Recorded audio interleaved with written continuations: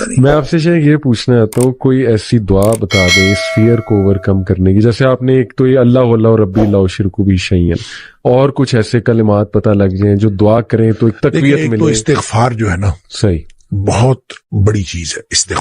استغفار کے بہت سارے کلمات حدیث کے اندر آئے. صحیح.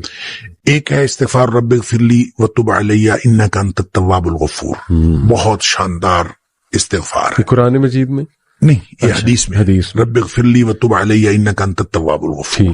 ٹھیک. ایک استغفر اللہ الذی لا الہ الا هو الحی القیوم واتوب الیہ. بالکل صحیح. یہ والا جو ہے نا استغفر اللہ الذی لا الہ الا هو الحی القیوم واتوب الیہ، اندازہ کیجئے کہ حدیث میں قرآن میں آتا ہے کہ جو شخص میدان جنگ سے فرار ہو نا اس پر اللہ کا غضب نازل ہوتا ہے. صحیح. یعنی میدان جنگ سے، میدان جہاد سے جو شخص فرار ہو صحیح. اس پر اللہ کا غضب نازل ہو. صحیح. اس قدر اس نے بڑا جرم کیا.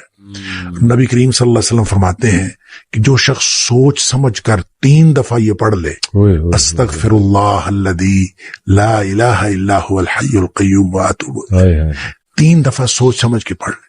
اللہ نبی پاک صلی اللہ علیہ وسلم نے فرمایا اللہ تعالیٰ اس کے سارے گناہ معاف کر دیتا ہے، چاہے وہ میدان جہاد سے فرار ہوا ہو. اللہ آپ اندازہ کریں پیچھے بات کیا رہے گی. اللہ یعنی اتنا بڑا اگر گناہ اس سے سرزد ہوا ہے اور وہ اللہ سے معافی مانگتا ہے استغفر اللہ الذی لا الہ الا هو الحی القیوم 3 دفعہ یہ کہتا ہے تو اللہ تعالیٰ اس کے سارے گناہ معاف کر دیتا. پھر حدیث میں آتا ہے کہ سبحان اللہ و بحمدہ، صحیح. جو شخص یہ 100 دفعہ پڑھتا ہے صحیح. سبحان اللہ و بحمدہ، بس اتنا، صحیح. اور اللہ تعالیٰ اس کے گناہ معاف کر دیتا ہے چاہے سمندر کی جھاگ کے برابر ہو. کیا بات. یعنی جتنے بھی گناہ ہیں اللہ تعالیٰ معاف کر دیتا ہے. بالکل ٹھیک. تو یہ اسی طرح جو اللہم اجرنی من النار ہے، جی ہاں جی ہاں، یہ 7 دفعہ اگر کوئی شخص صبح کے وقت پڑھ لے، صحیح. 7 دفعہ شام کے وقت پڑھ لے، صحیح. اگر اس دن میں اور اس رات میں اس کی موت آ جائے اللہ تعالیٰ جنت عطا فرما دے گا. پھر سید الاستغفار ہے. جی یہ تو میں سمجھتا ہوں شارٹ کٹس ہیں. ہاں. تو سید الاستغفار 1 دفعہ پڑھ لے، اللہم انت ربی اللہم انت ربی لا الہ الا انت خلقتنی وانا عبدک وانا،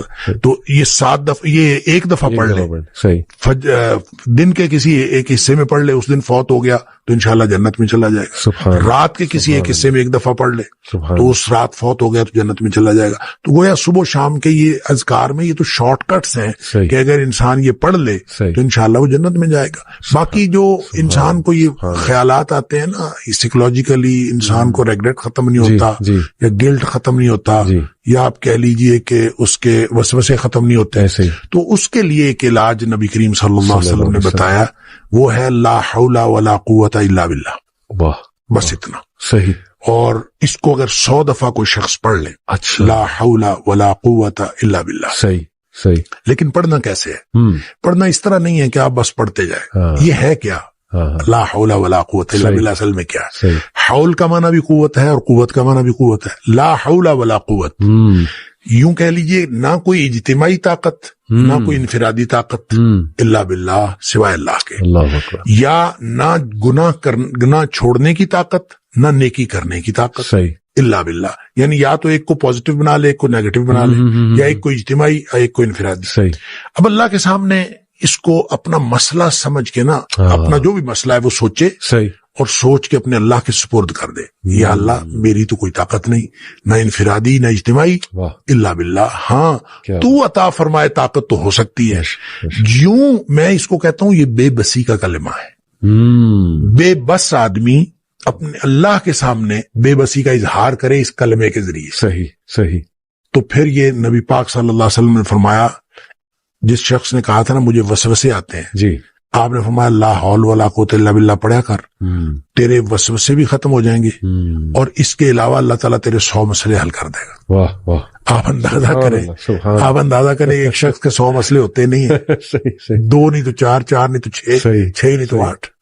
اس سے زیادہ مسئلے تو کسی کے ہوتے ہی نہیں. تو لا حول ولا قوت الا باللہ پڑھنے سے وسوسے بھی دور ہو جاتے ہیں.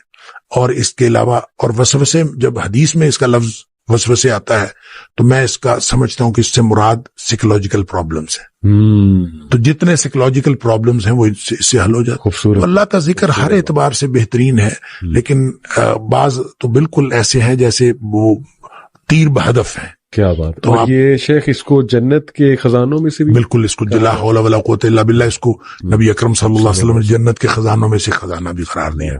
اور جس کو جنت کا خزانہ مل جائے اس کو اور کیا چاہیے. آپ کو شاید میں نے یہ واقعہ پہلے سنایا ہو. جی. میرے والد صاحب رحمۃ اللہ علیہ بہت زیادہ ذکر کیا کرتے تھے جوانی میں. صحیح.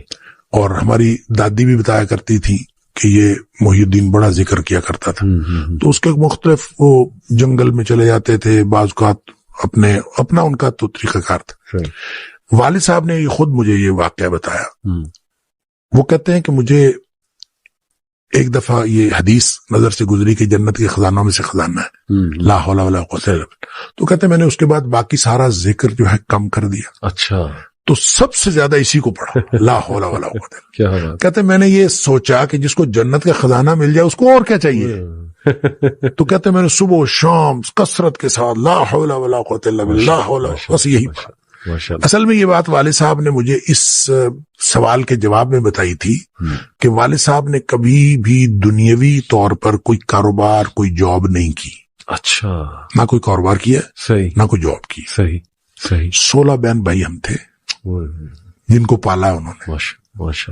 تو میں نے ایک دفعہ ان سے پوچھا تھا کہ ابا جی آپ کو کبھی زندگی میں کاروبار کرنے کا خیال نہیں آیا؟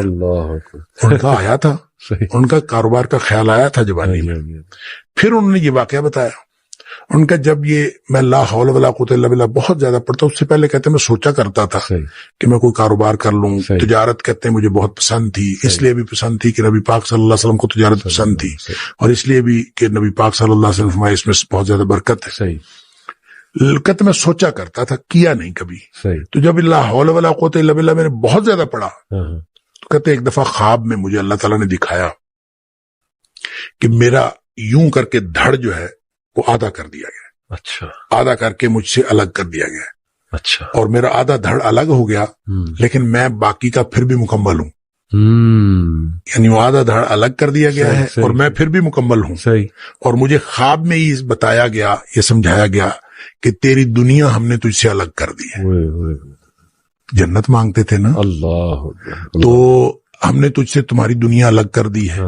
تو والد صاحب یہ فرمایا کرتے تھے کہ اس کے بعد مجھے زندگی میں کاروبار کرنے کا خیال بھی نہیں آیا. اس سے پہلے خیال آتا تھا، کیا تو پہلے بھی نہیں تھا. اس سے پہلے خیال آتا تھا، اس کے بعد کبھی کاروبار کرنے کا خیال بھی نہیں آیا. کیا بات ہے. یہ کاش کی باتیں ہمیں سمجھ لگ جائیں. میں بس ایک اور چھوٹا سا واقعہ آپ ہی کی اس بات سے یاد آ گیا. خالد بن ولید رضی اللہ تعالیٰ عنہ، آئی تھنک یہ جو رومیوں کے خلاف جنگ تھی اس میں وہ اکیلے ہی نکل جایا کرتے تھے، اور ان کی عادت کی اکثر پیٹرولنگ کرنا، دشمن کے خیموں تک پہنچ جایا کرتے تھے، دیکھتے تھے کہ کتنے ہیں اور کیا معاملات ہیں، ویپنری کون سی ہے. تو صحابہ نے انہیں منع بھی فرمایا کہ آپ جو ہے ہمارے کمانڈر ہیں، آپ اکیلے اس طرح نکل جایا کرتے ہیں. تو انہوں نے اس موقع پر ایک بات کی کہ کیا تم نے حدیث نہیں سنی، اللہ کے نبی صلی اللہ علیہ وسلم نے فرمایا کہ وہ انسان جو اللہ کا ذکر کرتا ہے اور جو نہیں کرتا اس کی مثال زندہ اور مردے کی ہے. اور ان کا یہ سارے مردہ ہیں، میں زندہ ہوں، اس لیے وہاں پہنچ گیا. اب دیکھیں ایک تو بات یہ ہے کہ ہمارا بلیف بلڈ ہو جائے سے مراد یہ نہیں ہے کہ اس کو اور یہ ایمان ہمارا بلڈ ہو جائے تو میرے خیال سارے مسئلے حل ہیں. اور بس اختتام یہاں پہ کرتے ہیں جو آپ نے بدو کی بات بتائی کہ کیا اس کا گمان تھا اللہ رب العالمین کے بارے میں. اس نے کہا کہ یا رسول اللہ میرا حساب کون لے گا؟ اللہ کے نبی نے کہا اللہ لے گا. تو وہ جمپوں مارتا ہو گیا، اس نے کہا بس پھر تو بخشا گیا. سبحان اللہ. شیخ اللہ کو بہت خوش رکھے، اللہ سے راضی ہو. آپ کا یہ بلکہ اس کے مطلب پیچھے چلنا.